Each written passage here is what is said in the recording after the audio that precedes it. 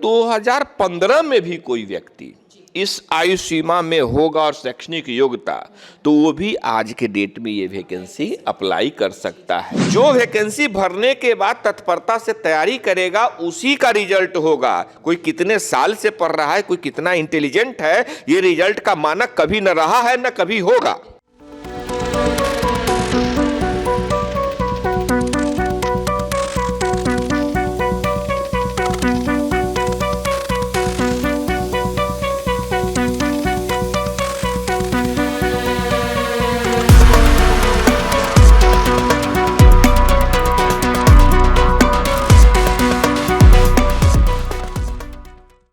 नमस्कार, आप देखना शुरू कर चुके हैं फर्स्ट लुक बिहार और मैं हूं निशा श्री। आज फिर से हम आपके सामने उपस्थित हुए हैं उन विद्यार्थियों के लिए ये शो लेकर के, जिसमें कि वो विद्यार्थी जो कि प्रतियोगिता परीक्षाओं की तैयारी करते रहते हैं और अपना भविष्य जो है वो सरकारी नौकरी में आजमाना चाहते हैं।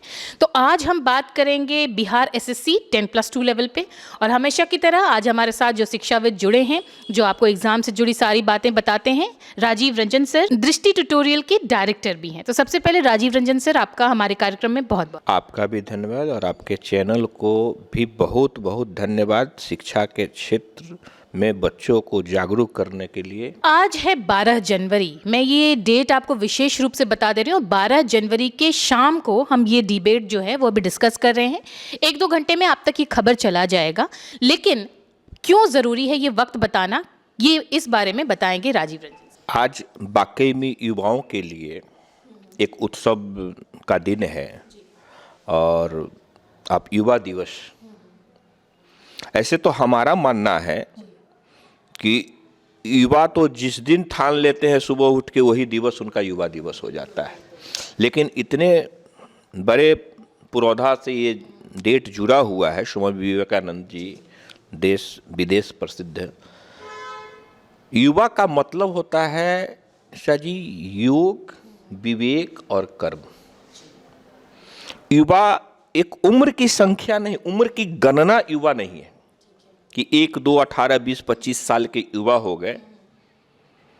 युवा मतलब जिसमें योग हो, यानी आत्मनियंत्रण हो, विवेक हो, जो सोच सके कि सही क्या है और गलत क्या है, और जिसमें कर्म हो, मतलब अपने लक्ष्य अगर निर्धारित आपने कर लिया कि हम पत्रकारिता करेंगे तो इसमें हम बेस्ट कैसे करें, उसके लिए अथक प्रयास और पुरजोर मेहनत, तो ये कर्म है। ये तीनों मिलके युवा बन। आपने युवा दिवस के ऊपर युवाओं को एक बहुत ही अच्छा संदेश दिया, लेकिन जो SSC 10+2 के जो विद्यार्थी हैं उनके लिए भी आज की रात 12 बजे बहुत महत्वपूर्ण है। वो बता दीजिए आप कि 10+2 बिहार SSC के लिए जो एप्लीकेंट हैं, जो एस्पायरेंट्स हैं, उनके लिए आज का दिन क्यों महत्वपूर्ण? हाँ, देखिए आज का दिन इसलिए महत्वपूर्ण है कि जो लोग इस वैकेंसी को, ये एक्चुअली जो वैकेंसी की हम लोग चर्चा भी कर रहे हैं उसका मैं विस्तार से थोड़ा बताऊं कि बिहार सरकार ने 2023 में अप्रॉक्स सितंबर महीने में, और आपने अपने चैनल पे बहुत अच्छा इसका कार्यक्रम भी चलाया था और बच्चे लाभान्वित हुए होंगे। 2023 में एक वैकेंसी आई थी, लगभग 11,000 कुछ वैकेंसी थी, जो इंटर स्तरीय एग्जामिनेशन की। माने इनके काम जो होते हैं कि बिहार सरकार को चलाने में जो क्लर्कियल कैडर के लोग होते की ज़रूरत होती है उसकी पूर्ति इस वैकेंसी से की जाती है। तो सरकार ने अभी हाल फिलहाल नवंबर दिसंबर में वैकेंसी, उस कालखंड में एग्जाम हुए नहीं, किसी कारण से इलेक्शन या जो भी कह लो आप, तो इसमें उन्होंने ऐड ऑन कर दिया लगभग 14,000 पोस्ट का, यानी 25,000, 24,500 से 25,000 पोस्ट मतलब आ गया इसमें। तो जब पोस्ट बढ़ा तो सरकार ने एक अच्छा निर्णय लिया कि फिर से अप्लाई करने का डेट दे दिया। तो यानी 2023 में जो 18 साल के थे और इंटर पास थे, और जो उस समय 18 साल के नहीं थे, मान लो 1 साल से 6 महीना से छूट गए थे इस वैकेंसी को करने के लिए, उनके लिए एक रामबाण हो गया कि 2025 तक उनका एज का, आयु का गणना होगा। यानी 1/8/2025 तक अगर वो शैक्षणिक रूप से इंटर पास हो और आयु में वो 18 वर्ष पूरा करते हो और मैक्सिमम 37 ईयर्स, तो इस वैकेंसी को वो भर सकते हैं। इसमें एक और क्लॉज है कि अधिकतम उम्र तो मान लो कि किसी का निकल गया, तो बिहार सरकार एक सर्कुलर है जो आपका सर्कुलर नंबर 212 है 2006 का। उसके तहत क्या है कि अगर 2015 में भी कोई व्यक्ति इस आयु सीमा में होगा और शैक्षणिक योग्यता, तो वो भी आज के डेट में ये वैकेंसी अप्लाई कर सकता है।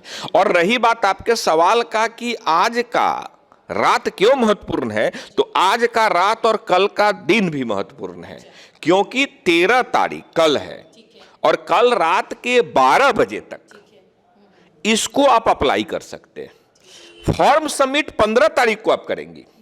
जो भी लोग सुन रहे होंगे ध्यान रखें, कल तक आपको परीक्षा के जो शुल्क होते हैं उसको जमा कर देने हैं और फॉर्म भर लेने हैं। सबमिशन का डेट 15 जनवरी है, यानी अगर ये आप कर लेते हैं, छूट गए हैं तो ये कर लेते हैं, तो एक सरकारी नौकरी में एक अच्छा भविष्य, एक सुनहरा भविष्य बिहार सरकार के साथ आप बना सकते हैं। ये तो आपने बताया, और जो भी हमारे श्रोता सुन रहे होंगे, जो भी दर्शक इसको सुन रहे होंगे, और किस तरह से एज का बेनिफिट आपको इसमें मिल रहा है, किस तरह से ग्रेस आपको एज पर मिल रहा है, ये भी हमारे राजीव रंजन सर ने बहुत अच्छे से बताया। इसका लाभ आप ज़रूर उठाएं। ठीक है, इसके बाद बात आती है, अगर मान लीजिए आज कोई युवा अप्लाई कर देते हैं हमारे कार्यक्रम को देख लेने के बाद, उनको तैयारी के लिए क्या क्या करना चाहिए? देखिए, सबसे पहले तो ये स्पष्ट है वैकेंसी में भी, पहले भी और अभी भी, कि इसके जो एग्ज़ाम होंगे वो ऑब्जेक्टिव टाइप होंगे और विषय भी परिभाषित है कि 3 सेक्शन में एग्ज़ाम होंगे। लगभग 150 क्वेश्चन के एग्ज़ाम होंगे इसमें। पहला सेक्शन होगा जीके का, जिसमें 50 क्वेश्चन होंगे। दूसरा क्वेश्चन साइंस और मैथ के होंगे, 25-25 क्वेश्चन। और तीसरा सेक्शन 50 क्वेश्चन को मेंटल एबिलिटी, जिसको रीजनिंग आम लोकचार की भाषा में, स्टूडेंट की भाषा में कहते हैं, यानी 150 क्वेश्चन होंगे। अब बात आती है कि जो बच्चे अभी वैकेंसी अप्लाई करेंगे वो तैयारी कर, बच्चे का मनोभाव होता है कि अरे अप्लाई कर देते हैं, उसके बाद जोर लगाएंगे, कुछ दिन बाद शिथिल होते हैं। तो शिथिलता नहीं बरतनी है। अगर 2023 से कंटिन्यू कोई पढ़ रहे हैं तो आज समझिए कितना वो ग्रेस ले लिए होंगे।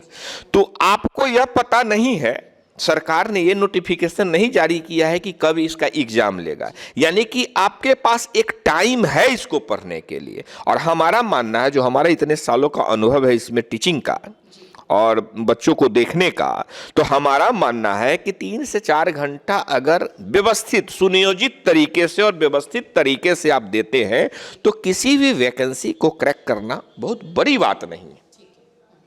तो हमारा स्पष्ट मतलब ये सलाह होगा उन बच्चों को जो आपका चैनल देख रहे हैं कि अभी से आप लग जाएं। अगर वैकेंसी आप 2023 में भी भरे हों, या अब छूट गया था तो अभी भरे हों, या इस शो के बाद आप भरे, आप 15 तारीख के बाद या 15 तारीख से ही ले लो, आप एक रूटीन बनाओ जिसमें 3 भाग बांटो। एक जीके का पोर्शन, एक मैथ का पोर्शन और एक रीजनिंग का पोर्शन। जीके में ही समाहित कर लो आप साइंस को भी, आर्ट्स और साइंस को। मैथ के लिए आप ज़्यादा मत भटको, 15-20 क्वेश्चन चैप्टर होते हैं, फिर हम लोग उसको विस्तार से कभी कर लेंगे, 1 सप्ताह 2 सप्ताह बाद, सिर्फ सिलेबस पर ही एक डिबेट, हाँ डिस्कशन। मैथ में अभी आप जो नए हो डिसाइड करो कि कोई एक चैप्टर उठाओ, मात्र 25 क्वेश्चन रोज का लक्ष्य रखो। देखो हम क्या करते हैं ना, बड़ा लक्ष्य रख लेते हैं, इस चैप्टर को खत्म करना है, 8 घंटे पढ़ने हैं, नहीं तो नहीं पढ़ होगा, इतने लोग पहले से पढ़ रहे हैं। ये सब भ्रांतियां हैं। जो वैकेंसी भरने के बाद तत्परता से तैयारी करेगा उसी का रिजल्ट होगा। कोई कितने साल से पढ़ रहा है, कोई कितना इंटेलिजेंट है, ये रिजल्ट का मानक कभी न रहा है न कभी होगा। ऐसा होता तो 10+2 और 10th में जो A ग्रेड लाते हैं सबका नौकरी हो जाता, 20 वाले का तो 70-60 वाले का तो नंबर ही नहीं आता। तो अभी से लग जाओ, 25 क्वेश्चन मैथ का और 25 क्वेश्चन रीजनिंग का रोज बनाना है। और कोई एक टॉपिक में फैक्ट आधारित, बहुत विस्तार से नहीं पढ़ने हैं जीके को। जैसे मान लो हम बाबर पढ़ रहे हैं, एक उदाहरण हम देना चाहते हैं कि बाबर पढ़ रहे हैं अगर, तो बाबर का जन्म मृत्यु पढ़ेंगे, उसने कितने लड़ाइयाँ लड़ी, भारत में कब आक्रमण किया, उस लड़ाइयों में उन्होंने क्या क्या प्रयोग किया। इन तमाम चीजों का राजा था तो कुछ लिखा क्या, कुछ लिखवाया क्या, कोई किताब उनके बारे में है क्या? ये जो फैक्ट होते हैं उस फैक्ट को पढ़ना है आपको, क्योंकि 10+2 लेवल। हाँ 10+2, क्योंकि ये 10+2 लेवल में सिर्फ फैक्ट का ही समावेश होगा। अगर तथ्य होंगे तो फिर तो कथन कारण वाले क्वेश्चन होंगे तो सबके लिए हार्ड होंगे। आप पहले फैक्ट तो पढ़ लो। इससे जुड़ा एक मेरा सवाल आ जाता है कि ठीक है 150 क्वेश्चन है और आपने बताया कि 3 सेक्शंस हैं इसमें, जीएस, मैथमेटिक्स और रीजनिंग। तो क्या जब स्कोर कार्ड जब बनेगा तो वो तीनों सब्जेक्ट में इंडिविजुअल मार्किंग या ओवरऑल मार्किंग? नहीं, ओवरऑल। अभी तक तो नोटिफिकेशन के अनुसार ओवरऑल है, और इसमें होता है कि जो सबसे पहले है, जैसे मान लो 25,000 24,000 कुछ वैकेंसी है, तो कैटेगरी वाइज जो सबसे पहले होंगे, जिनका सबसे ज़्यादा होगा, उनका सिलेक्शन हो जाएगा। तो इसमें एक और मूल बात बताएंगे बच्चों को कि आप यह मत डरो कि हमको 90% वाले का होगा कि 80% वाले का होगा। इसमें कोई कम्पिटिटिव एग्जाम में कोई मानक नहीं होता है कि 60% लाओगे तो फर्स्ट डिवीजन हो जाओगे। यहाँ है कि हो सकता है 62% लाओगे तो सिलेक्शन हो जाए, और किसी परीक्षा में तुम 82% भी लाए तो 83 वाले का सिलेक्शन हो गया। इसलिए आप अपनी मेहनत करें। अच्छा, इसमें फिर एक बात मैं हर बार आपसे पूछती हूँ जब भी कंपटीशन से रिलेटेड होता है कि अच्छा जब ओवरऑल मार्किंग की बात आती है तो कुछ बच्चे बोलेंगे ठीक है ना, मेरा मैथ्स उतना स्ट्रांग नहीं है, रीजनिंग और जीएस से मैं कवर कर लूँगी। क्या ये संभव है?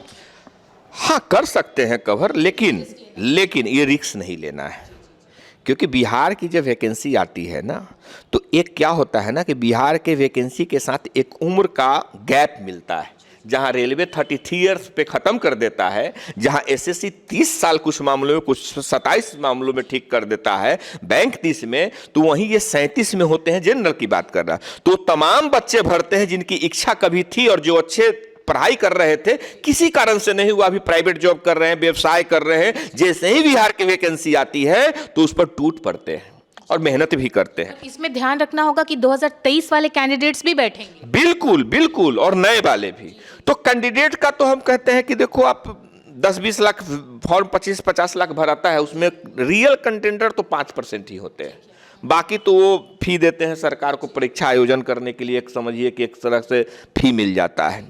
आप रियल कंटेंडर बनो, रियल प्रतियोगी बनो कि जब से मैं वैकेंसी भर दिया, मैं जी तोड़ मेहनत करूंगा इसके लिए। तो ये पूरी बात हुई कि आप अगर इस परीक्षा में अपीयर होने जा रहे हैं तो अगर आप मेहनत करते हैं और आज एप्लीकेशन देने के बाद भी अगर आप मेहनत करते हैं और कड़ी मेहनत करते हैं तो ये इसमें सफलता कहीं नहीं गई हुई है, यही कहना है?